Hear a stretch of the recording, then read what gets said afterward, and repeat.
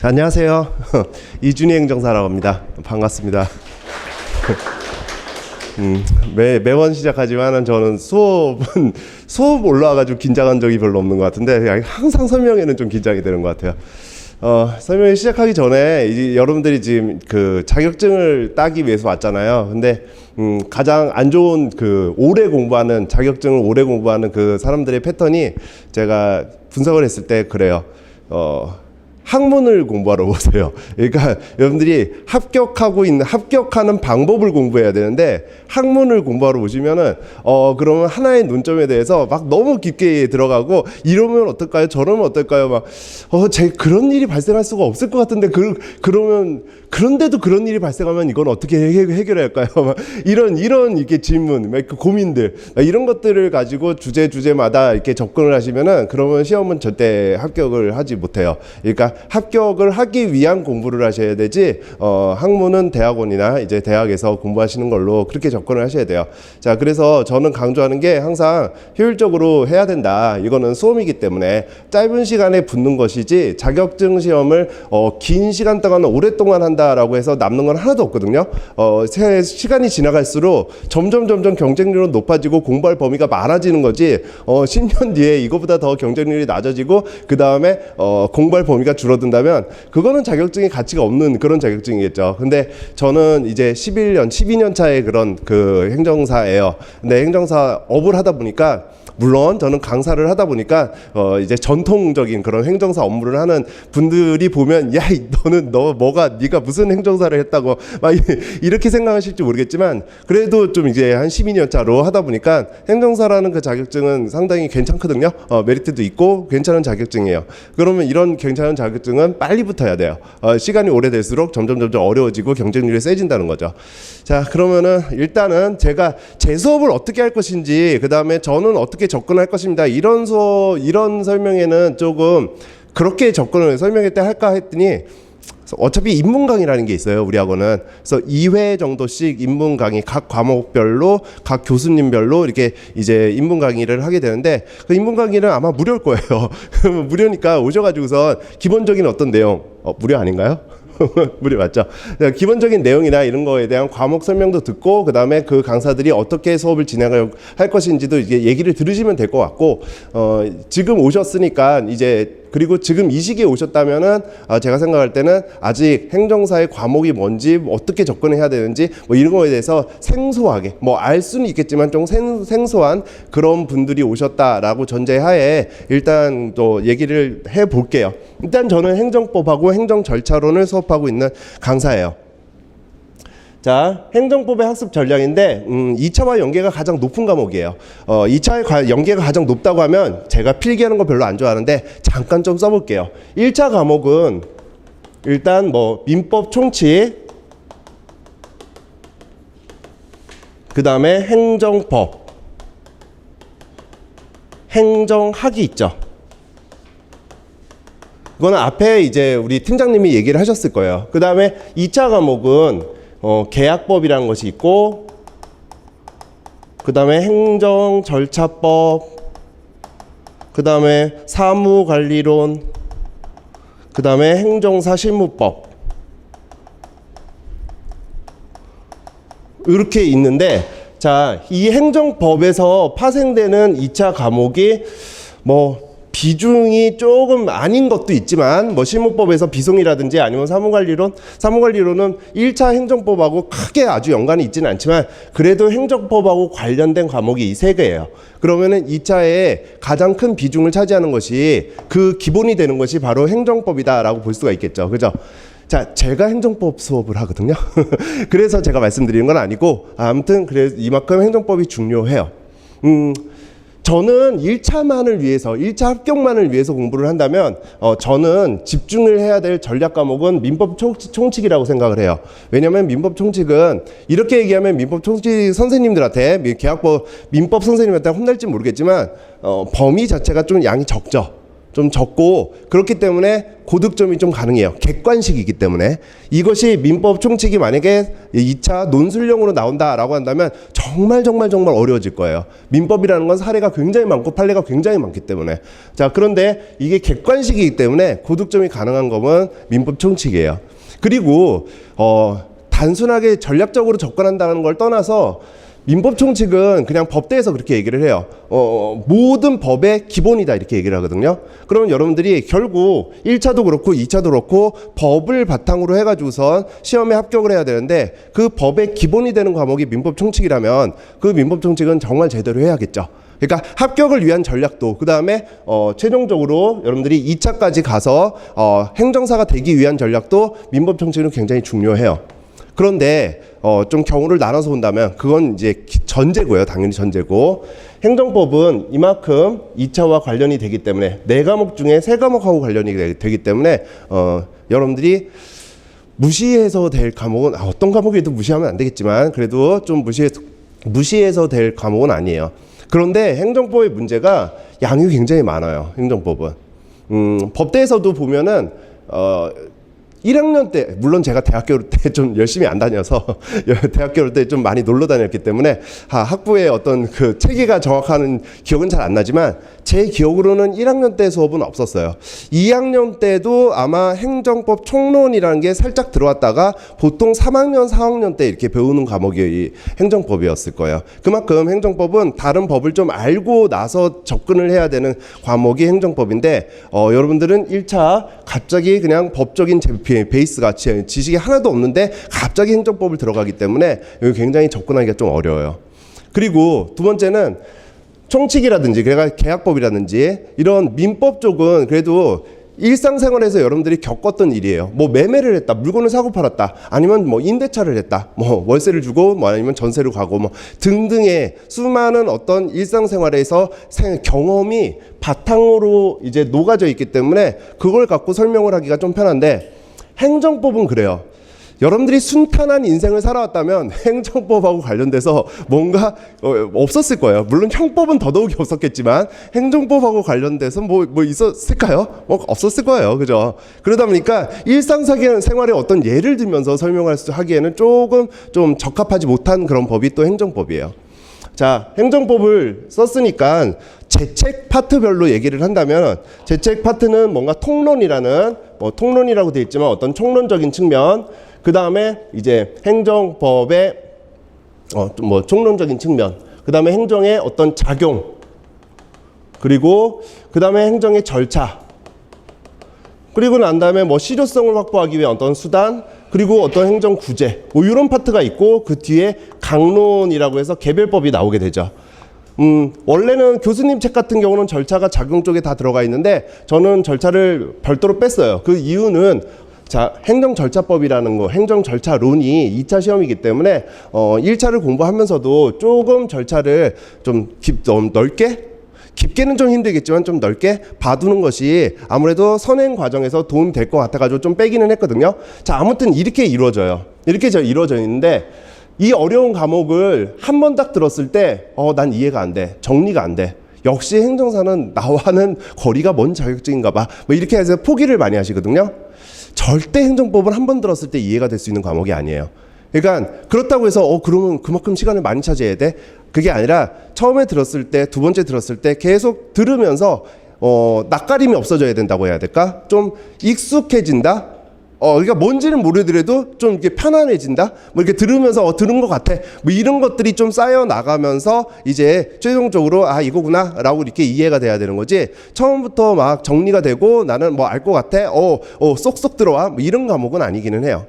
자, 그래서 조금 여러 번 반복을 해서 보셔야 된다는 것과 그 다음에 이 행정법을 공부하는데 가장 이제 많이 바이블처럼 봐지는 그런 교수님 책이나 아니면은 수험서를 본다면 수험서는 이제 공무원 쪽일 거예요. 그죠? 왜냐하면 공무원 시장이 크기 때문에, 그리고 공무원은 행정법이 기본적으로 들어가기 때문에 그쪽으로 수업을 하시는 분이나 아니면 그쪽으로 책을 내시는 분들은 이 굉장히 많죠. 아무래도 시장이 크다는 거는 책들이 좋아질 수밖에 없으니까. 근데 공무원 책하고 비교를 했을 때 우리 시험은 범위는 같아요. 물론 9급을 기준으로 한다면 하필이면 제가 이쪽에서 썼을까요? 9급을 기준으로 한다면은 강론 부분은 빠지겠지만은 그 뭐 전체 그냥 행정법이다라고 한다면 범위는 같아요. 범위는 같은데 출제되는 파트, 그러니까 출제가 이루어지고 있는 곳을 비교한다면 조금 차이가 나요. 자, 이 모든 법들을 물론 처음에 들 때는 살짝 다 보셔야 돼요. 왜냐하면 하나의 과목이다, 하나의 법이다라는 것으로 이루어져 있기 때문에 어떤 연계가 있어서 처음에는 쭉 들으셔야겠지만은 그래도 중요하게 보셔야 되는 거는 당연히 작용 파트랑 그 다음에 절차 파트랑 그리고 구제 파트에서 심판 부분이겠죠. 이 부분을 왜 중요하게 보라고 할까요, 제가? 절차는 아까 행정 절차론에서 그죠? 이거랑 거의 같고 그 다음에 구제 파트에서 행정심판법은 행정사 실무법의 사례로 40점이 나오는 부분이니까 이걸 중요하게 보라고 한 거고 그러면 작용 파트는요? 작용 파트를 모르면은 행정법 전체가 이해가 안 돼요.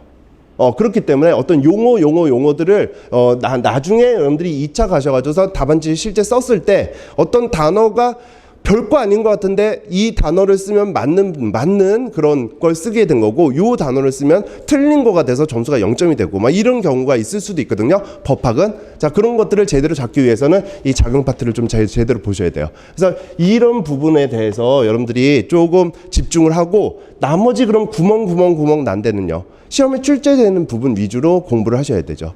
예를 든다면 자, 제가 이렇게 얘기를 했다고 해가지고서 이제 제 얘기를 출제자가 보고 그 부분에서 정말 미친 듯이 출제를 할지 모르겠지만 그럴 일은 없으니까 예를 든다면 구제 파트에서 손실보상 같은 거 얘기를 해볼게요. 손실보상 아직 뭐 여러분들이 배우지 않으셨으니까 모르실 거예요. 정말 이론이 많고 독일 이론부터 해가지고선 헌법하고 행정법과의 어떤 관계 판례에서 학설의 대립 굉장히 복잡한 부분이거든요. 근데 우리 시험에 한 번도 나온 적 없어요. 또 그 손실 보상의 강론으로 가면은 토지 수용에 관한, 그러니까 토지 보상에 관한 토지보상법에서만 나왔었지. 거기서 한 문제가 나올까 말까 해서 보통 3년에 2번 정도 그렇게 출제가 됐었지. 물론 손실보상을 바탕으로 한 개별법에서 출제가 됐었지. 손실보상의 어떤 이론 자체가 출제가 된 적은 없거든요. 근데 공무원에서는 이거를 뭐 한 이틀 3일에 걸쳐 가지고서 굉장히 어려우니까 이렇게 수업을 하고 있는 그런 부분이긴 해요. 자, 그 다음에 강론이 공무원하고 틀리게 들어간다고 해가지고선 여러분들이 공부할 범위가 많어라고 생각하실 필요가 없는 게 객관식은 어차피 60점만 넘으면 돼요. 제가 말씀드렸지만 전략적으로 민법 측에서 점수를 좀 높이셔야 되고 그 다음에 뭐 행정학은 제가 솔직히 잘 모르겠어요. 잘 모르겠는데 행정법은 60점을 맞으면 되는 과목이거든요. 60점이 넘으면 합격이니까 60점이 맞으면 되는 과목인데 그럼 버릴 부분은 좀 버려야 돼요. 그러면 강론 같은 거 생각을 해볼게요. 자, 강론이란 건 행정에 관련된 어떤 이 총칙부터 해서 구제까지, 총론부터 해가지고 구제까지의 일반적인 어떤 이론이 아닌 개별법에서 다루고 있는 상황을 강론이라고 하거든요. 그러면 이 세상의 우리나라의 개별법이 얼마나 많겠어요? 몇천 개가 될 텐데. 그걸 어떻게 다 공부를 해요? 그죠? 한 7문제 정도 나와요. 많이 나올 때. 6문제에서 7문제 나오는데, 그 중에서 공무원 하나, 그 다음에 행정 조직에서 하나, 그 다음 지방자치에서 하나, 그 다음에 공물 쪽에서 하나, 이렇게 딱 4문제가 나오거든. 4문제는 고정적으로 나오거든요. 근데 지방자치는 행정학에서 해요. 행정학은 지방자치가 거의 한 30% 40%에 해당되는 그런 분량일 거예요. 근데 행정법은 한 문제 나온다니까요. 똑같아요. 거의 나오는 부분이. 그러면 그쪽에서 하니까 한 문제 맞추겠죠. 그죠? 그럼 나머지 3개는요.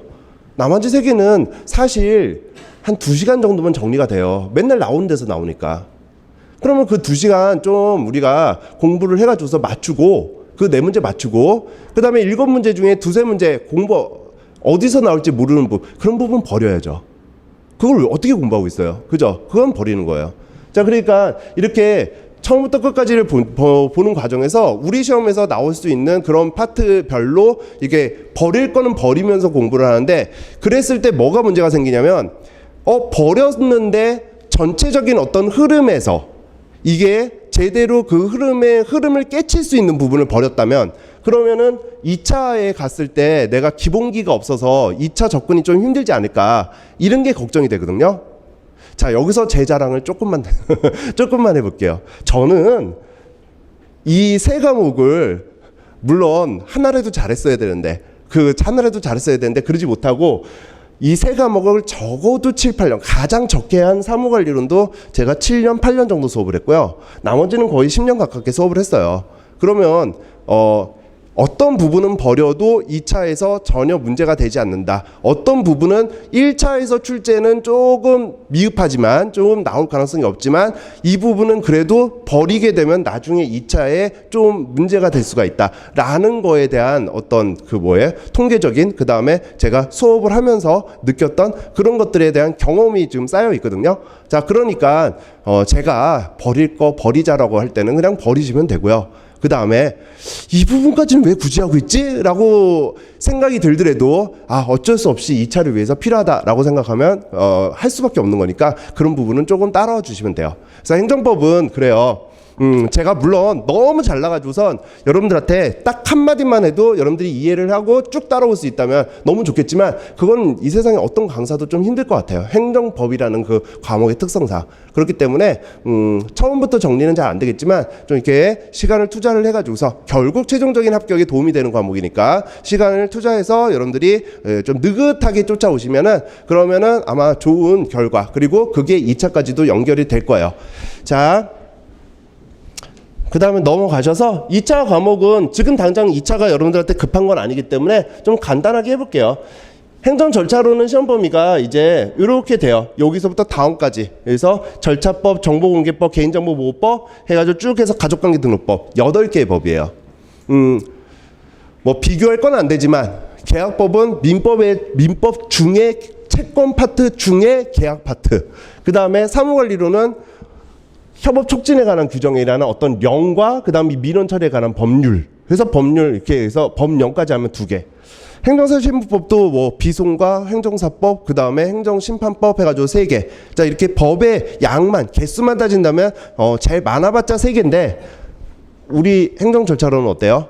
8개나 돼요. 그러니까 제가 감히 말한다면 행정절차로는 아마 2차 과목 중에 어려운 거는 아니지만은 양으로만 따지면 가장 많은 양일 거예요. 자, 그런데 다행인 거는 행정절차법에서 그 중에서 총칙과 처분 절차에서 40점짜리 사례가 집중되고 있어요. 지금 우리 11번에, 지금 12회는 아직 안 봤으니까 11회까지 시험을 봤을 때 한 번을 제외하고 10번은 다 그쪽에서 나왔죠. 그러면 어떤 문제가 나왔냐라고 하면, 보통 행정절차법에 이제 행정절차법을 딱 누르면은 여러분들이 네이버나 어디서 검색을 해보세요. 검색을 하면 법령정보센터로 들어갈 거예요. 거기 법령 체계를 누르면은 판례 부분이 나오거든요. 아니면 각 조항마다 판례를 보셔도 되고, 그 어떤 법에 해당되는 판례를 전체가 나온 판례 한 250개 정도의 판례가 있어요. 거기에 그 250개 정도의 판례를 다 보라고 하면 그거는 한 2, 3년 공부하셔야 되고요. 그 중에서 이제 겹치는 거, 그 다음에 하급심, 그러니까 우리 대법원이 아닌 하급심, 뭐 이런 것들을 좀 빼고 하면은 한 30개에서 40개 정도가 추려져요. 그러면 그 30개에서 40개 정도에서 판례에서 여태까지 그대로 나왔어요. 여러분, 물론 그대로 나왔는데 OX로 따지면은 판례는 O라고 했는데 살짝 중간을 바꿔가지고선 우리가 써야 될 답안은 X로 바꾼 적은 다른 과목에서는 있어요. 절차법은 없지만 실무법 같은 경우는 그렇게 나온 적은 있죠. 자, 그럼 아무튼 그러니까 30개에서 40개 정도의 판례를 정확하게 이해를 하면은 40점은 쓰는 데가 별로 어렵지 않아요. 3, 40개도 많아 보이시나요? 예, 그것도 많죠. 거기에 대해서 이제 패턴화 시키면은 한 6개, 7개 정도로 사안의 해결에다 써야 될 어떤 패턴이 나오거든요. 자, 그거를 어떤 판례가 나왔을 때 어떻게 물었을 때 나는 어떻게 정리해서 사안을 해결해서 답을 작성할 거야 라는 것을 연습하는 과정은 6개, 7개니까 굉장히 적을 것 같지만 그렇진 않아요. 근데 한 1년 정도 하시면은 이제 우리가 1년이라는 거는 좀 길게 느껴지나요? 6, 7개월 정도죠. 그러니까 1년 커리에서 우리가 1차 부분을 제외하면 그 정도를 하게 되면은 좀 무난하게 쓰실 수 있을 거예요. 이제 나머지가 이제 나머지에서 60점이 나오는데 이 부분은 어쩔 수가 없어요. 조금 다 정리하면 뭐 단번이 100개도 되고 200개도 될 텐데 그걸 어떻게 다 정리해요? 그러니까 그때 중요도에 따라서 우리가 매년 조금 정리할 양이 줄어들겠죠. 그렇게 해서 이거를 답안에 썼을 때 우리가 10분 정도 만에 한 문제를 쓰셔야 되거든요. 20점짜리면은 10분이 뭐예요? 수학적으로는 10분으로 나뉘겠지만은 사실적으로는 뭐 7, 8분 만에 써야 되기 때문에 이제 조문과 그 다음에 뭐 판례 부분은 그렇게 많지는 않겠지만 어떤 이론적인 측면을 같이 합쳐가지고서 여러분들이 7분, 8분 만에 작성할 수 있는 어떤 답안지의 양 그거를 만들어 드리는 게 이제 만들어 드리고 그 중에서 이제 중요 순위를 나눠 드리는 것이 강사의 역할이잖아요. 자, 그렇게 해서 제가 진행을 하게 되겠죠. 자, 사례형 지금 말씀드렸죠. 판례예요. 판례인데 줄이면은 3, 40개 정도 될 거예요. 자, 그것들 단순하게 암기할 수는 없어요. 왜냐면은 제가 아까도 말씀드렸지만 판례는 5라고 한 거를 우리가 답안에 문제에서 살짝 바꿔서 X라고 답안에 써야게끔 문제가 출제된 적도 있기 때문에, 물론 행정 절차론이라는 과목에서 그렇게 출제한 적은 없지만은 그런 적도 있기 때문에 어떤 논리적인 적용 그거를 패턴화 시켜서 여러분들이 암기를 하셔야 돼요. 자, 그 다음에 약술이죠. 전체적으로 너무 많아요. 너무 많기 때문에 서브노트라는 게 필요해요. 그리고 그거를 여러분들이 작성하기는 힘들어요. 7개의 법을 여러분들이 법조문을 하나하나 보면서 그걸 가지고 이제 줄이고 해서 뭐 만든다? 물론 한 2년에서 3년 정도 공부하실 거면 여러분들이 만드는 서브노트가 가장 좋을 거예요. 본인이 만들었으니까. 근데 자격증은 앞에서도 말씀드렸지만 빨리 따셔야 돼요. 자격증을 오래 공부하고 있는 거는 그만큼 비효율적인, 비생산적이죠. 그래서 뭐 서브노트가 좀 필요할 거예요. 핵심 요약집보다 조금 더 간추려진 그런 서브노트. 그 다음에 그걸 바탕으로 이제 여러분들은 계속 저랑 같이 회독을 하면 돼요. 회독은 수업 중에서 기본적으로 수업을 이제 따라 들어온다면 우리가 뭐 기본 커리가 있고 그 다음에 핵심 요약이 있고 단문 사례 있고 그 다음에 뭐 모의고사 있고 실전형 이렇게 있는데 뭐 5개의 큰 커리라고 있다고 한다면은 그 과정에서 그 수업만 따라온다면 적어도 30번에서 40번 정도는 반복을 아마 수업 시간 내에 하실 수 있을 거예요. 항상 그래 왔기 때문에. 자, 그렇게 해서 하게 된다면은 이제 조금 더 수월해지겠죠. 여러분들의 암기하기. 자, 그래요. 저도 뭐 포인트만 콕콕 집어서 드리겠습니다. 그러고 싶죠? 근데 그러기 위해서 1년 동안 제가 굉장히 많이 노력을 하고 그 다음에 여러분들이 어떻게 느끼실지 모르겠지만은 생업이 행정사인데도 불구하고 주변에 있는 행정사들한테 너가 정말 행정사야 강사지 막 이런 소리를 들으면서까지 공부를 저도 공부하고 이렇게 노력하고 있어요. 그러니까 그러고 싶은 마음이 뭐 이제 정말 이게 실현이 될지는 저도 논술형이기 때문에 장담은 못 드리겠지만 장담을 드릴 수 있도록 노력하고 준비하겠습니다. 그냥 거기에 따라서 여러분들도 이제 찾아주셨으면 좋겠어요. 자, 만나 뵈어서 정말 더 감사드리고요. 마지막으로 드리는 거는 제가 행정사 1기거든요. 여러분들이 이제 행정사가 되실 거잖아요. 네, 되시니까 제가 많이 선배예요. 선배니까 행정사가 되고 나셔도 계속적으로 뭐 수업을 들으시면 더 좋겠지만 아무튼 지금 인연을 맺었으니까 행정사가 되고 나셔서도 연락을 주시고 좀 저 앞으로 인생에서 계속 이제 알고 지내는 그런 관계가 되도록 저 역시 노력을 하겠습니다. 감사합니다.